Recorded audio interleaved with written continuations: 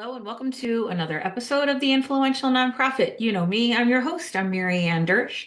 I teach nonprofit leaders how to supercharge relationships so they can build communities of support and really do the most important work that drives your mission.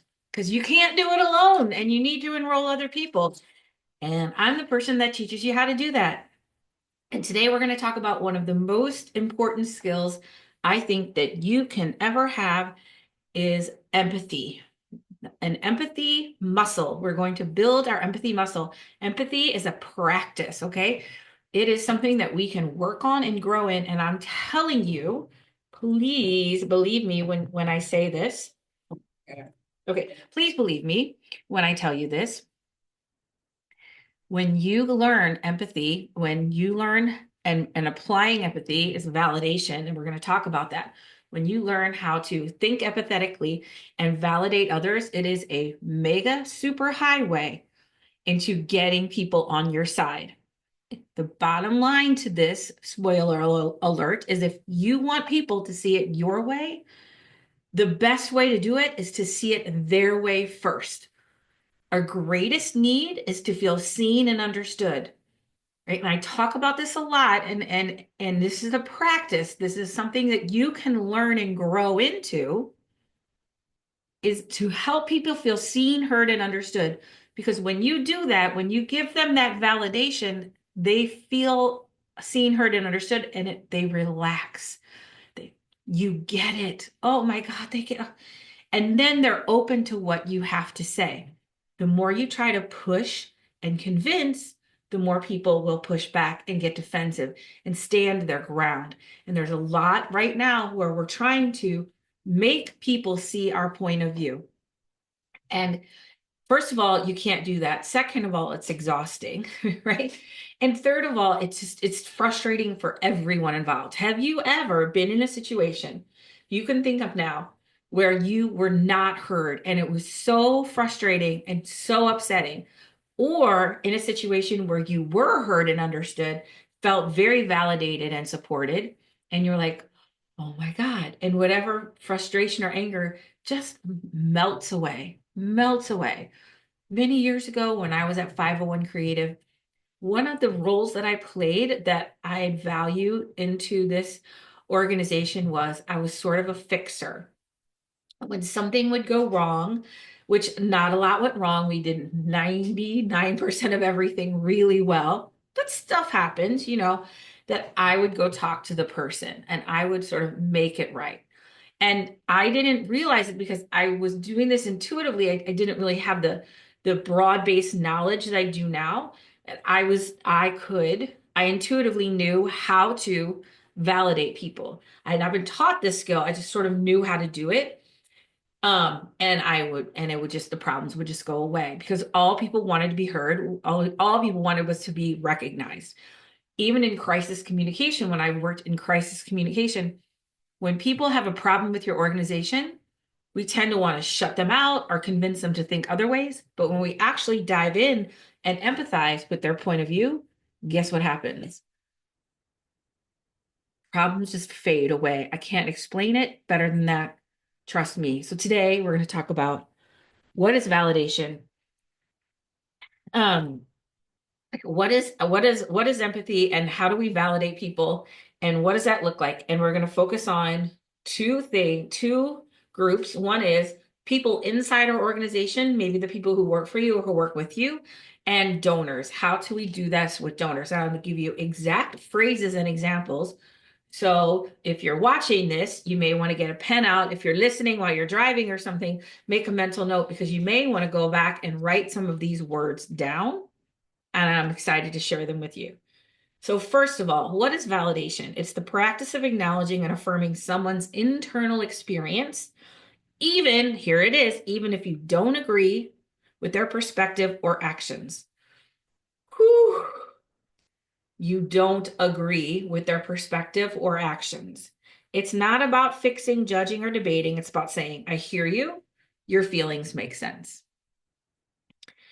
And I think that's the biggest thing is where we feel like we need other people for our own validation, for our own our own comfort to see things the way that we do. And we really want people to see it our way. And we're trying to convince people to think differently than they do. And again, the more you push to have somebody change, the more they're going to stand in their perspective. The way we get somebody to see our perspective is to see their perspective first. So this is why validation matters. It helps your team feel psychologically safe, right?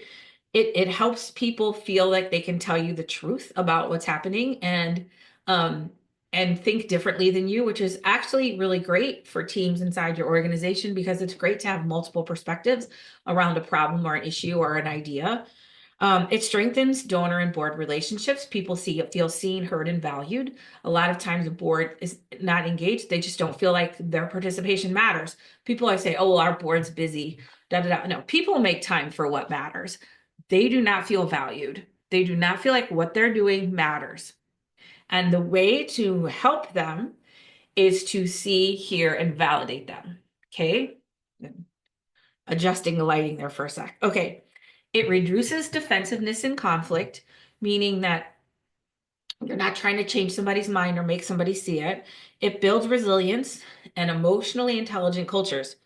Most of the time, we want people to see it our way because we really have a need to be right or we want that validation. And if you understand what's going on inside you, you're able to sort of distance yourself and I want to say like emotional protection from what other people are doing. So maybe that's some feedback that's not so pleasant for you to hear, but you're able to receive that in a way because you are understanding how this is affecting you and knowing it's just a feeling and what's going on in you.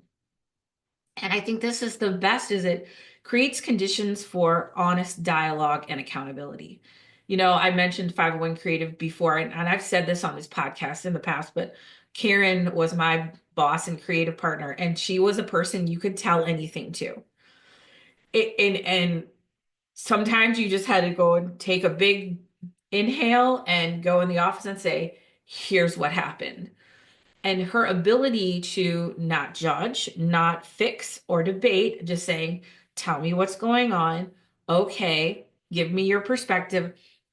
You knew that you were going to be safe in saying that because if you don't feel safe, you'll hide it, right? And you'll subvert it. Everyone sits around the table, go, yeah, that sounds great. That sounds great. And then you leave the room and everybody's like, oh, we don't know how to speak the truth in the moment. And so by understanding and being able to empathize and validate, it helps then for you to hear what other people are saying and it creates honest dialogue. Now, here are some misunderstandings, right? Let's separate the myths from the truths. If you validate someone, you're agreeing with them. Validation is not agreement, it's acknowledgement. I think that is the most important part. Just because I can see it from your perspective does not change my perspective, okay? But they're overreacting. This is not a reasonable reaction.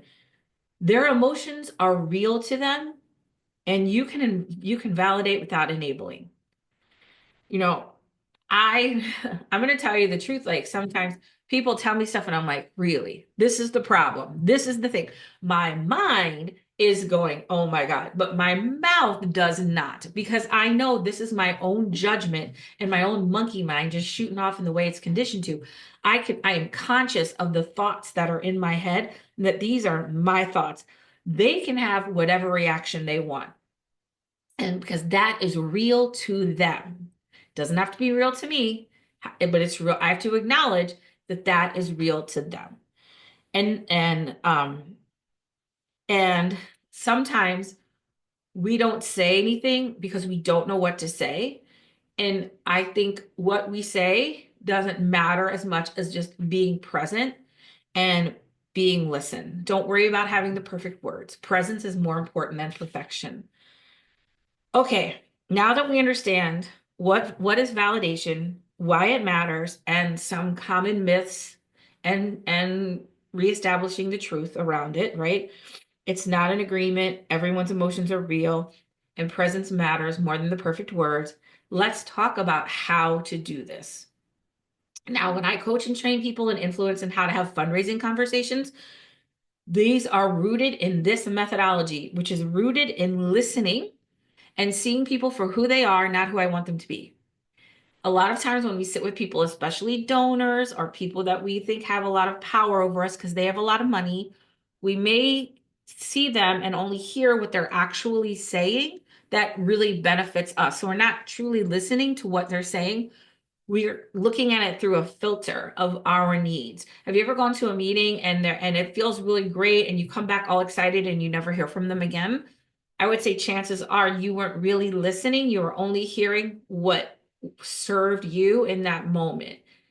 So I would say, even before I'm going to start with the validation framework, the prep work of this is to clear your mind and release the outcome, which you know is the first part of anything. If you follow me at all, releasing the outcome, letting go of the result, letting go of the need to have somebody see it your way, letting go of trying to get somebody to do something in that moment. Let the situation be what it's going to be. They will come with you if you allow them that their own sovereignty over this experience. So, step one is listen without interrupting. Oh, that can be really challenging, okay? Focus your full attention, resist the urge to fix, solve, or rebut, and give the person space to express themselves fully. This is the most important step, okay? And it could be the most challenging. A lot of times I've been in, not I would say a lot of times, but I would say many times I've been in a situation where I want to share a story or a point of view or something, and people keep asking questions. The listener keeps asking questions. Well, what about this? Like, and it's so frustrating. Like, just let me share this, okay? And just letting you somebody just sitting there giving you their full attention without trying to fix it or solve it or rebut it or dismiss it. My three big D's: dismiss, deflect, deny. Any of those things, just receive it for what it is and just allowing that person to express themselves fully. I'm just going to bring it down to like a simple donor experience. Let's say a donor comes to you and there was some sort of screw up, right? And the money they had earmarked for Fund A went into Fund B, or they were supposed to get the VIP package for the event and they didn't, or whatever it is that made somebody mad. And they come to you with mad. First of all, let's be grateful for this experience because thankfully now you get to actually listen and support them in it instead of them just going away being mad. Okay, so let's just reframe that. But and also the key here is to because let me start again. Because what they could be upset about may have something with how well you did or didn't do your job. Our natural inclination is to minimize whatever's going on because it's going to reflect badly on you, and that's bringing up your feelings of guilt and shame. Your feelings of inadequacy are coming up. So you want to minimize whatever they're bringing to you. And that may make you want to dismiss, deflect, deny, right? Say, gosh, like, oh, it wasn't that bad, or we'll fix it right away, without giving them the chance to express themselves fully, be as mad as they want to be. Because the minute you try to tamper them down or try to tell them it's no big deal, or my favorite, don't get defensive. Oh my Lord. Um, that now their energy is doubling every time. Okay. So we want to step one, listen without interrupting. Once they feel complete in the description, and hey, listen, I'm not saying you got to sit there for an hour while they go off. Okay. I think you know that you can listen without interrupting. If it's, if it is like 10 minutes into it and you're like, wow, maybe there's a time you could say, okay, I'm going to pause you right there. And I've 90% of the time, this will not be an issue. It's sitting without interrupting and letting people um, be fully expressed allows them to move through this much more quickly than if you would try to clamp it down. All right, step two, reflect on what you heard. What I'm hearing is, it sounds like you're feeling. Reflect the emotions and experiences, not just facts. So, like, what I'm hearing is, or it sounds like, or what I'm getting is, it sounds like you're feeling like this. Now when I do calls with people, I invite you into conversation with me all the time. When you come into conversation with me and you want some wisdom from me, I follow this methodology. I listen and I validate. So what I'm hearing is this, and I will tell people, so this is what's coming through for me, or this is what I'm hearing. If this isn't right, let me know, because because I may miss, and that's okay if you miss. But I'm saying, hey, here's what's coming through for me. Is this, did I get it? Did I get it? Reflect on emotions and experiences, not just feelings. So what I'm hearing is this, and they go, and I'm telling you, if you nail step two, people's whole bodies will shift. They go, oh my God, yeah, you get it. They will relax. You will see them physically the moment that they feel seen and heard, their whole energy shift. They will relax. They will the defensiveness or upset will go way down. Their temperature will lower. Okay. And then you're going to affirm the experience. So, and this is the part that I think can be tricky. If you're a person that wants to get somebody to see your way or feels like that you need to agree on everything. That makes a lot of sense. I can see why you feel that way. Thank you for sharing that. It's important. Thank you for sharing. Even a simple "I get it" can go a long way if it's genuine, right? This is not about rainbows and unicorns and blowing smoke, okay? The other manipulation, if I didn't agree and I'd say, oh yeah, like, I totally agree. And I'm lying. I don't have to agree. I don't have to like it. I don't have to fix it. I don't have to change anything. All I have to do is validate. I can see why that's important to you. It sounds like this is a really important issue to you. It sounds like this is something you care about deeply. And I don't have to care about it. I don't have to like it. I can just say, sounds like you care. This is something that's really important to you. Okay. Here's a few more. Um, I can hear how much that matters to you. Um, Thank you for trusting me with that. Your perspective makes a lot of sense, if that's true. Okay. Um, that must have been really hard for you frustrating. Okay, it was really frustrating for them. It might not have been frustrating for you. It might not have bothered you at all. It was really frustrating for them. I could see how that was really frustrating for you. Here's what you don't want to do, and I know because you love me and I know you follow me and you would never do this, but this is what you should avoid. At least you still have a job. At least da da da. Don't feel that way. You shouldn't be upset about that. You're being too sensitive. Or jumping to advice, wisdom, or solutions before validation. When you're too eager to fix or solve. And I think this for me is the big thing. I know if you're a fixer or solver, you want to go in there. I'm going to give you an example. This was in my Up Level Your Influence course many years ago. I had somebody talk about how she had injured her foot and she was sharing in class how she has a very beloved morning routine that includes walking, and that she couldn't walk because of this boot, and it was really bumming her out. And another person in the course said, oh, you should try yoga. Have you tried yoga? Now, that's jumping to a fix. And this is all well intentioned, okay? The person who was making the suggestion really wanted the first person to have better mornings. That was her intention. But what this person wanted to do was grieve a little bit because for the next few months, this much beloved morning ritual was being disrupted. And for somebody just to say, wow, that really sucks. It seemed like that morning walk was really important to you. I'm sorry that's happening. That's a bummer. If we tend to want to solve things for people, especially in nonprofit, we're fixers, we're helpers. We want people to feel better. And I'm not saying that that's not a good thing.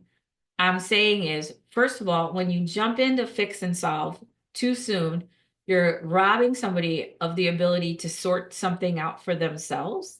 Second, you're thwarting the conversation, right? Advice is a conversation killer. Like if I would say, man, God, I feel so fat today. Like, you're not fat, or have you tried running? You should run. Like, well, I'm sorry you feel that way. Tell me more about that. What's going on with you? Okay, so let's review really quickly. Step one, listen without interrupting. Step two, reflect on what you've heard. What I'm hearing is, right? Step three, affirm their experience. Now, step four is optional. Okay. We can just leave it one, two, three, just affirm their experience and be done. Step four is you could offer wisdom, but you're not going to offer wisdom until step four. And you're going to ask them if they would like to receive wisdom. I'm so sorry that happened to you. And yeah, thank you so much. It's been really hard. Oh, yeah, it sounds like that really meant a lot to you. It did. Okay, would you be interested? Something similar happened to me. Would you be interested if I shared with you a little bit of what worked for me? Um, okay. And if they can say yes or they can say no. Okay. Um, and that is their sovereignty, or they could just want to be heard. You don't give your perspective until step four. And in that step, you want to ask for permission. Is it okay if I share a little bit of wisdom that I think might help? Would it be okay if I shared what I would do if I were you? Um, and you ask permission. Would it be okay if I gave you some thoughts from my perspective? And I use words like you might consider, or I'll say, hey, here's some wisdom for me. Take it whatever you want. If it resonates, take it. If not, that's okay too. But I had something similar happen to me, and this is how I dealt with it. Right. So, and you get to decide whether, and that person gets to decide whether they want that wisdom or not. And that is the most important thing, is that because if you're telling people something and they're saying they don't want to hear it, they're not going to hear it. They are not going to hear it. They're not going to consider your point of view. Okay, before I get into some more examples, I do want to step out and say validation and empathy is a tool, and it's a tool we use when appropriate. There are some times when validation or empathy is not the tool to use. I'm not going to say, hey, would you consider not attacking me? That would be really great. Or could I share something with you? It really bothers me when you hurl slurs at me. No, okay. There are times, and usually around our physical body or the appropriateness of attacking or bullying, where boundaries are going to be set. And this may not be the time for empathy and validation. I'm not saying that's all the time. I'm just saying this is a tool in our toolbox. Sometimes as a leader, you say, hey, here's what's happening, everybody on, right? That is another tool that you can use. I had a call with this woman the other day, and she was saying like her organization is fire. She does fundraising for the fire rescue, firefighter, paramedic community, those services. So part of their organization is very militarized and structured as a fire department paramedic would be. And then there's all this philanthropy, empathy, donor, love, and both are true, right? There's room for both. And I'm not saying every situation needs everything. I'm saying this is a tool in your toolbox, and it is a really, really effective tool for most situations. Almost everything. Karen, my old boss, used to say there's no such things as a marketing emergency, right? Most things can be navigated this way, but I'm not saying all things. All right, let's talk about validation and action, and specifically with your staff. Now, this is the point in this podcast and this video where I'm going to be sharing I've got some notes here. I'm going to be sharing some examples. So if something jumps in for you, write it down.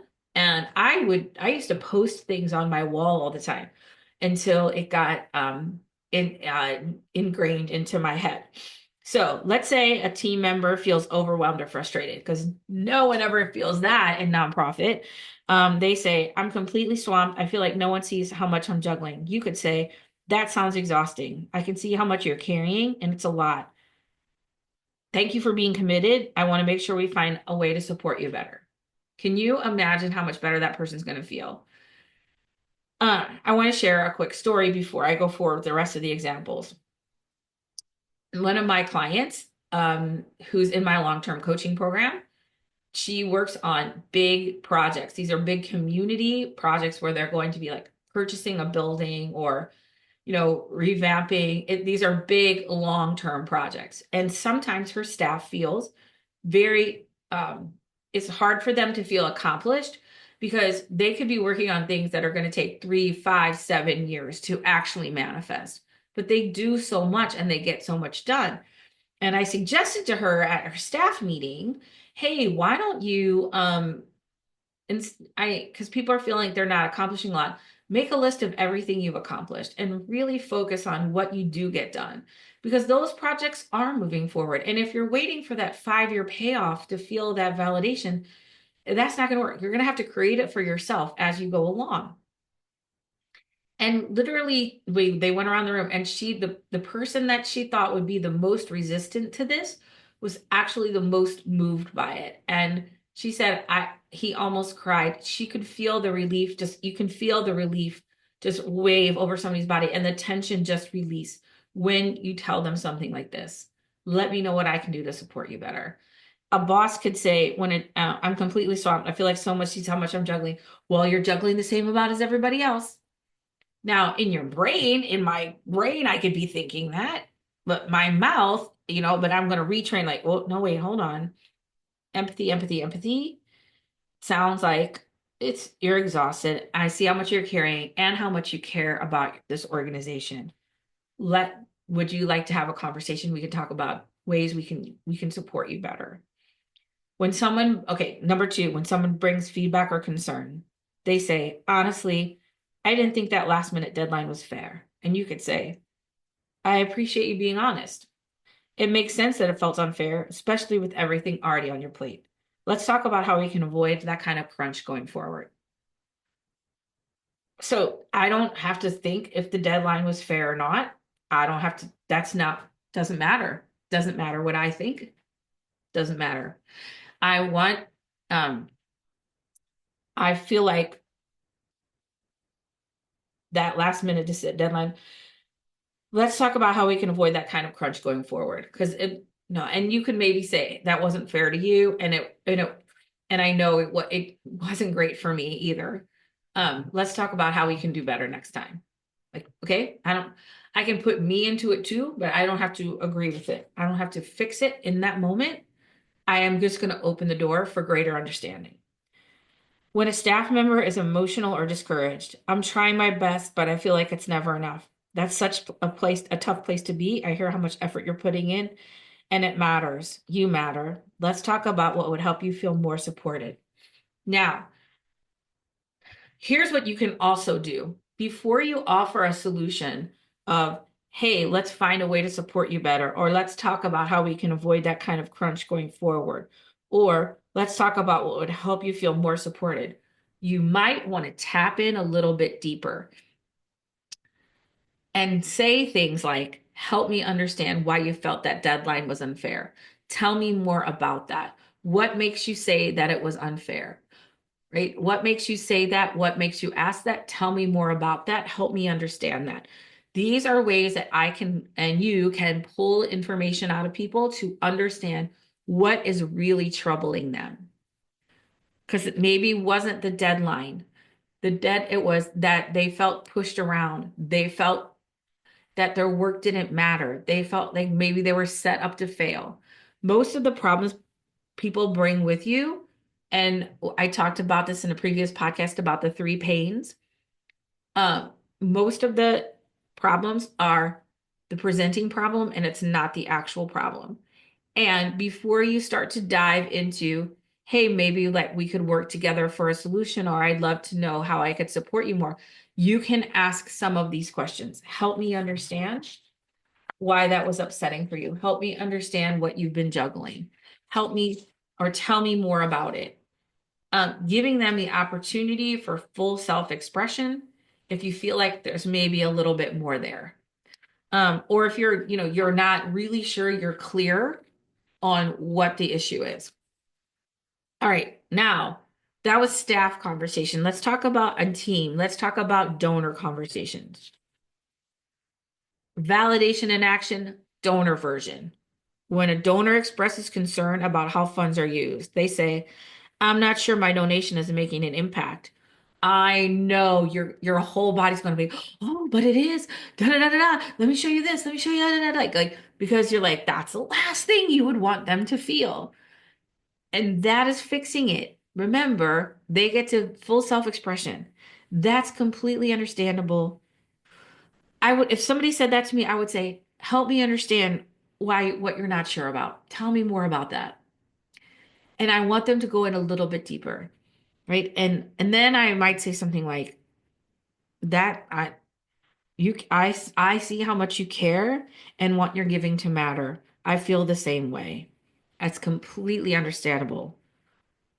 Would it be okay if we walked through the impact your generosity is having and talk about where that is and maybe where we want to go from here? But I'm going to ask them, right? I'm going to ask them. That's, I get it. That I'd be upset too. If, if I paid for the VIP and I didn't get the VIP, I'd be upset too. Okay. I want to, I can hold space that I need to fix that right away and also give them space. Help me understand why that was so upsetting for you. Okay. When a donor hesitates to give again, they say, I need to step back this year. We've had some financial changes. Now, there's a couple of things that could come like, oh, well, could you maybe just give us a portion? Or, oh, I'm so sorry. A lot of deflect, dismiss, deny, trying to negotiate something. And again, you could say, or at, oh my goodness, tell me, I'd love to hear. Would it be okay if you shared a little bit me about what those financial changes are?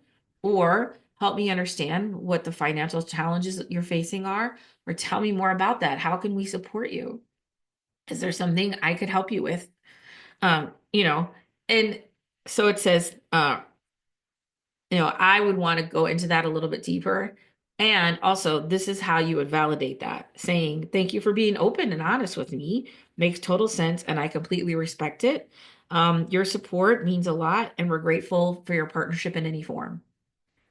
Um, you know, okay, we get it, and we're grateful.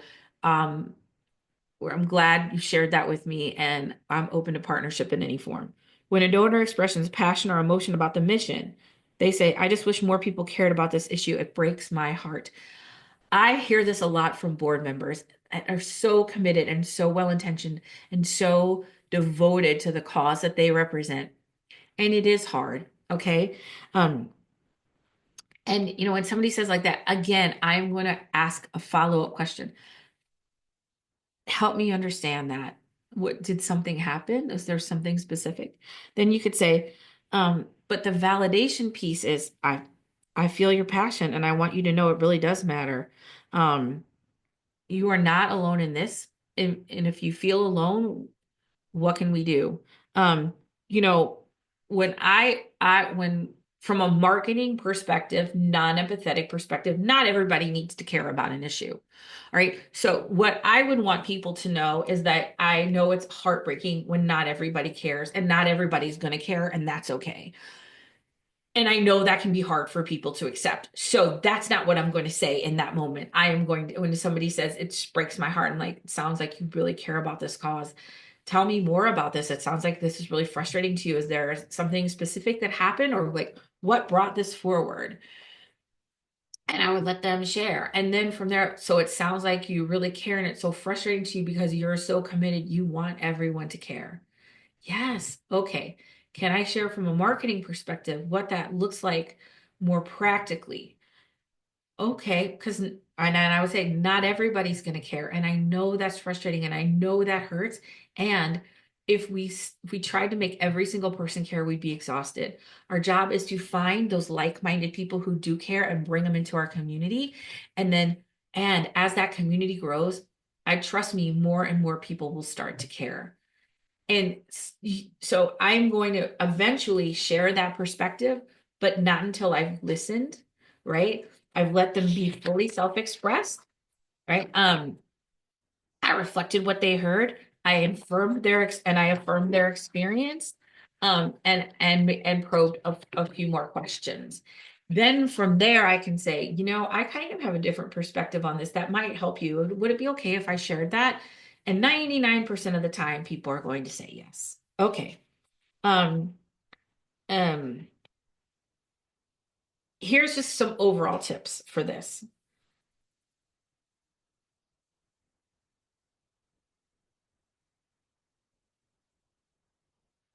So use your tone and your body language to communicate your presence.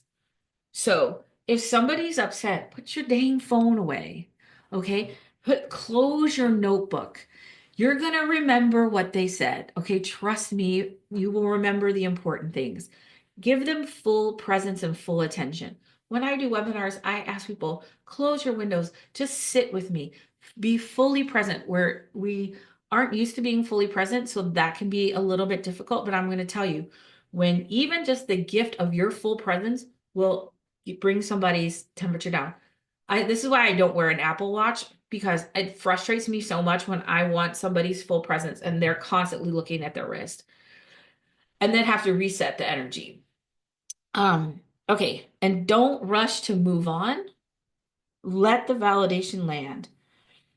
I'm going to give you another example. This is one of these I remember. I had somebody take my course, and she was a board member, and she had created a workshop for a retreat for fellow board members. They flew in from all over the country for this weekend long thing. It was a big deal. And in that experience, she created, because they all lived all over the country, lots of times for them to connect and be together and just get to know each other, which is really important to working as a team, right? Outside of the board work, right? All of the facilitated parts of this. So just some downtime, but it wasn't really downtime. It was just connection time. And she felt like she had done a really good job of that. So when she asked a fellow board member, how did you like the retreat? And the board member said, I wish we had more time for connection. Her gut immediate response was, I gave you lots of time for connection. In that moment, she wanted to fix it and move on. And there's a couple reasons for this. One, she took a lot of pride in creating connection. And so when somebody felt like she didn't, that stung. It may have stirred up feelings of inadequacy in her, or guilt and shame, like that she didn't serve people as well as she could, that criticism might not have landed on her right. There's a lot of things happening that would cause her to just have to shut that down, right? This is why understanding how our feelings and thoughts contribute to our everyday decision making, even in these tiny moments. And of course, that person, do you think that person felt seen, heard, and understood? No. Do you think that person's going to go with her to any feedback again? Probably not. And again, I open this by saying this is a practice, and that's why this is so important, because we have to retrain our brain, and our brain can be like, "Are you kidding me?" Da da da da da. But our mouth says, "Oh my gosh, thank you for sharing that. Tell me more." And we're reeling in those thoughts and picking a new thought that we can express that is going to continue the conversation. So she could have said, wow, thank you so much for sharing at me. Help me understand how you wanted more connection. And she was probably going to get a lot of feedback. Wow, so it sounds like connection time is important to you. And you could say, she could have said, sounds like connection was really important to you. Thank you so much for sharing that to me. I love that you want to be so connected to everyone here. That makes me so happy. Could I share a little bit from my perspective? And then she said, sure, I felt like I did do that. And so what I'm hearing is, maybe we need more. And what would that look like for you? How would you like to be connected? What would that look like? What would be your ideal amount of time or something? And I could really dive into that and get a lot of good feedback, and also make her feel seen, heard, and understood, and that what her experience mattered. You don't have to agree with it, don't have to like it. Those feelings that mattered to her. And when you asked how it went and she said it, you asked, okay? She was telling you her truth. She was telling the board president the truth. And the board president was like, well, I did that. That's not going to be helpful. And I know everyone's well-intentioned. We're all doing the best we can. That's why this is a practice. That's why this is a muscle that you get to flex and you get to shape. And it's about understanding what's going on in your body and your brain when these things are happening. My kids will say stuff to me and I want to be like, oh, how could you say that? Or I da, da. And but my brain dismisses one thought. Nope, not that thought. Nope, not that. Okay, okay. Sounds like that was really important to you, or sounds like that was really upsetting for you. Even though in my head you're given, I have a big internal eye roll. I know that that's my thing and not their thing, right? Because my response is about me and my lived experiences. And that might not be important to me, or that might not be how I responded, but that's what's important to them, or that's how they responded. And when I can validate that and tell them, wow, thank you so much for sharing that with me. Sounds like that was really hard for you, a really struggle for you. And they go, yeah, and they feel seen and heard.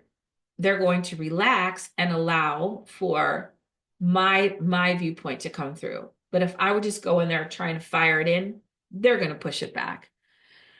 Okay, so that is validation from a donor perspective. Remember, empathy and validation is a muscle. It's a practice. It's something we practice every day.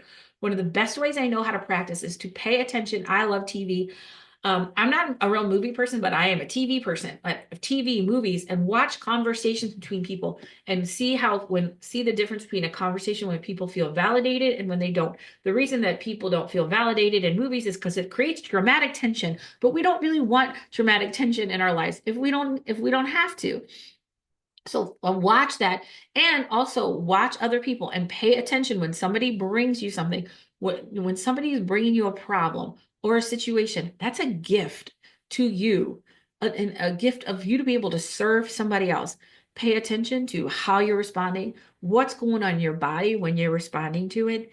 It is amazing once you really start learning the skill. And if you want to be a master of influence, a master at empathy, validation, moving people to action in a way that feels good for everybody. I am your girl. These are the things we work on and practice and get good at. And I'm telling you, the people who work with me, who take my course, life becomes a super highway where you can just move through it. So much less conflict and drama and pain, so much more productivity, support, donations, all the good things come to you. So that's it. If you want to talk with me more about it, as always, my link is in the show notes. I'm happy to connect with you. And that's it for me. I will see you next time on the Influential Nonprofit.